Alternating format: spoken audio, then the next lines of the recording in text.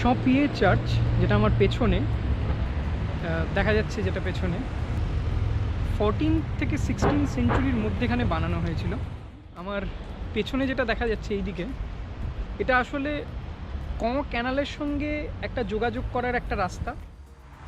এতক্ষণ আমরা দেখলাম যে সেকেন্ড ওয়ার্ল্ড ওয়ারের যে ভয়ঙ্কর যে বীভৎস ঘটনাগুলো, এই সমস্ত দেখে সত্যিই মনটা খারাপ হয়। এখন ক্যাম্পটেন যাওয়ার জন্য ট্রেনে বসে পড়েছি। টিকিট লাগলো 12 ইউরো। অনেক কিছু ইনফরমেশন নিয়ে এলাম এইগুলো। এবার ঘরে গিয়ে দেখব কি কি ইনফরমেশন আছে। অনেক কিছু জানলাম, বাস কোথায় কোথায় যায়, কিভাবে যেতে হবে।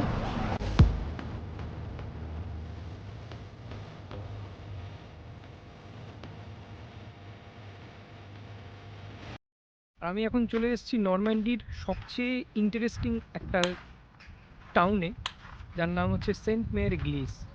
এই ইগলিস ওয়ার্ডটা আমি বারবার ইউজ করেছি। এই ইগলিস মানে অ্যাকচুয়ালি চার্চ, আর সেন্ট মেরি ইগলিস অ্যাকচুয়ালি ডেডিকেট করা হয়েছিল ম্যারির জন্য।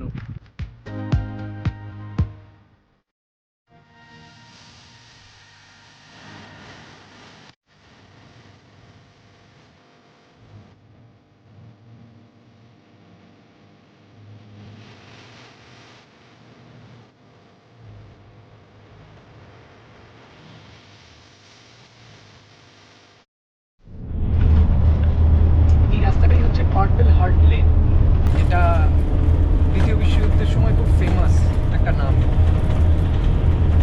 Purple heart lane.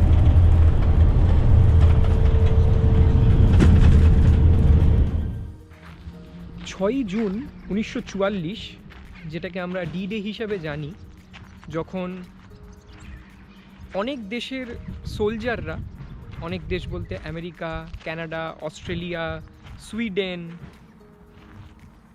এই সমস্ত দেশের সৈন্যরা নরম্যান্ডির বিভিন্ন বিচে আক্রমণ করে। তখন নরম্যান্ডি পুরো এলাকাটাই জার্মানদের অধীনে ছিল, এবং এই শহরটাও তাই ছিল। এই শহরটা থেকে, বা আমি এটাকে টাউন বলতে পারি, এই টাউনটা থেকে মাত্র 12-13 কিলোমিটার দূরে হচ্ছে সমুদ্র এবং ফেমাস যেটা উটা বিচ।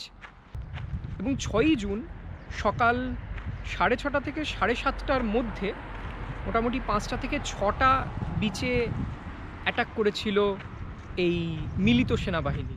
কিন্তু তাদের মেন যে চিন্তা ছিল যে জার্মান যে অকুপায়েড এই বিভিন্ন শহরগুলো, বিভিন্ন টাউনগুলো, সেই অকুপায়েড টাউনগুলোর মধ্যে জার্মানরা হেভি বেস বানিয়ে রেখেছিল, বিভিন্ন আর্টিলারি এবং ইনফ্যান্ট্রি, মানে সেনাবাহিনী তাদের ছিল এই সমস্ত টাউনে।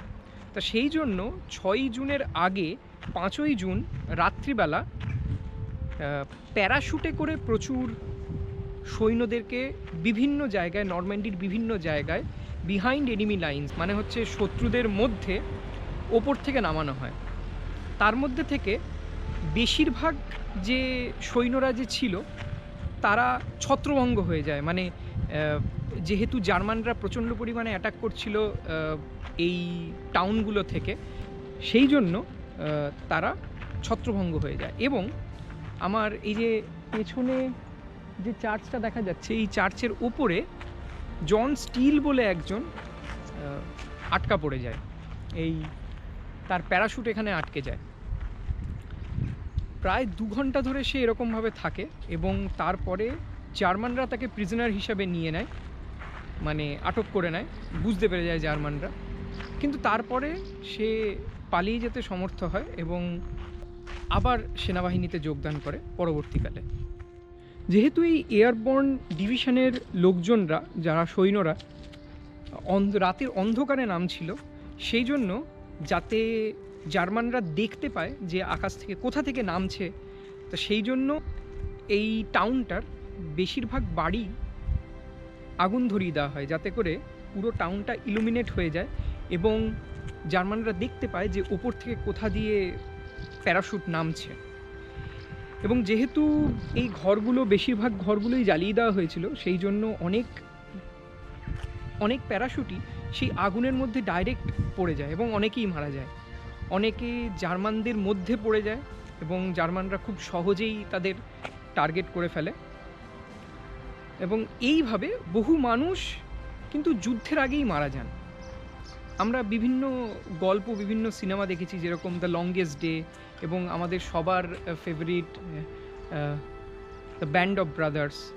তো সেই সমস্ত সিনেমাগুলো এবং টিভি সিরিজগুলো যদি আমরা দেখি, তাহলে আমরা সেখানে দেখতে পারবো যে কীভাবে ছত্রভঙ্গ হয়ে যাওয়া প্যারাশুট যে ইনফেন্ট্রি যে ডিভিশন, তারা কিভাবে একত্রিত হয়ে বিভিন্ন ছোট ছোট অবজেক্টিভ কমপ্লিট করে কিভাবে এই টাউনটাকে দখল করে আবার জার্মানদের হাত থেকে। আর যেহেতু আমেরিকানরা স্টোরি বলতে খুব ভালো এক্সপার্ট, সেই জন্য আমরা তাদের স্টোরি বেশি জানি। কিন্তু আমেরিকান ছাড়াও এই টাউনে বিভিন্ন অন্য দেশের যে সৈন্যরা তারাও যোগদান করেছিল। কিন্তু এই টাউন সেন্ট মেরি গ্লিস, এই সেন্ট মেরি গ্লিসে মেইনলি আমেরিকান 101, যেটা আমরা সবাই জানি ব্যান্ড অফ ব্রাদার্স থেকে, 101 ইনফেন্ট্রি ডিভিশন এবং 82nd এয়ারবোর্ন ডিভিশন, তারা নেমেছিল এবং তারা এই টাউনটাকে ক্যাপচার করেছিল। আমার পেছনে ট্যুরিজম অফিস এখন আপাতত বন্ধ, একটু পরে আসবো, 9টা নাগাদ খুলবে, লেখা আছে 9টার সময় খুলবে, একটু পরে আসবো। এখানে একটা ছবি দেখা যাচ্ছে, এই ছবিটা আসলে এইখানকার, মানে এই ক্রস রোডের, এখান দিয়েই আমেরিকান সেনাবাহিনীরা তখন পাস করছিল এবং এই ছবিটা তোলা হয়েছিল। এই রাস্তাগুলোই 1944 সালের 5ই জুন রাত্রিবেলা অথবা 6ই জুন সকালবেলা সমস্ত সেনাবাহিনী দিয়ে ভরা ছিল এবং ভীষণ যুদ্ধ।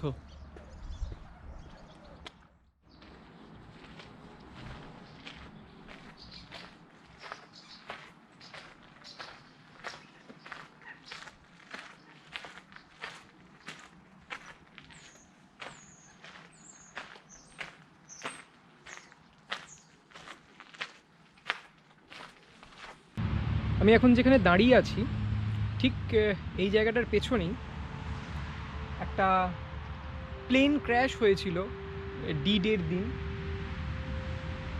এবং সেই প্লেনটিতে প্রায় 17 জন প্যারাট্রুপার ছিল, 17-18 জন, এবং তাছাড়াও পাইলট এবং ফ্লাইট ইঞ্জিনিয়ার ছিল। প্লেনটিতে আগুন ধরে যায় এবং তারপরে পাইলট ডিসাইড করে যে সমস্ত প্যারাট্রুপারদের সে অর্ডার দেবে প্লেন থেকে জাম্প করার জন্য, এবং প্লেন থেকে জাম্প করে যাওয়ার পর সেই পাইলট প্লেন কন্ট্রোল না করতে পেরে ঠিক পেছনে এখানেই ক্র্যাশ ল্যান্ডিং করে এবং মারা যায় পাইলট, ইঞ্জিনিয়ার সহ একজন প্যারাট্রুপার। তার মেমোরিতেই এই পেছনের যে বোর্ড, এই বোর্ডটা টাঙানো হয়েছে।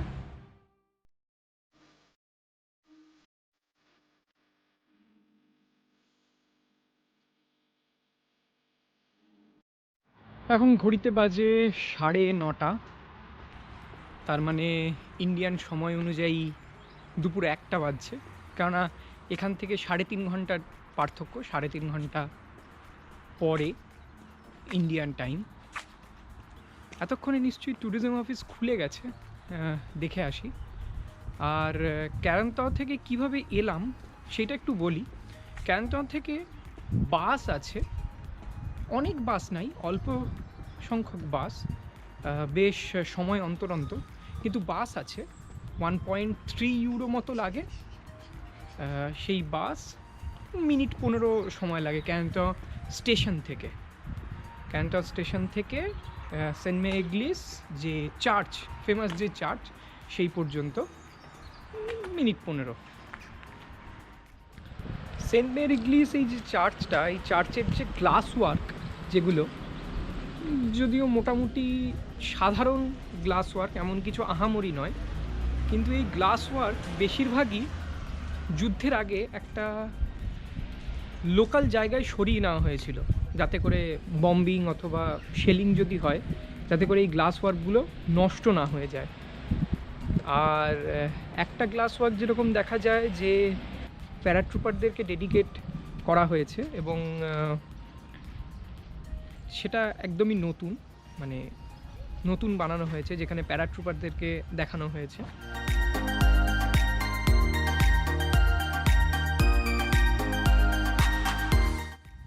আর আমার সামনে এখন শারমান ট্যাঙ্ক। শারমান, এটার নাম দেওয়া হয়েছিল শারমান, নিকনেম। দ্বিতীয় বিশ্বযুদ্ধের সময় এই ট্যাঙ্কটা প্রচুর পরিমাণে ইউজ হয় এবং আমরা সিনেমায় এবং বিভিন্ন জায়গাতেও দেখেছি।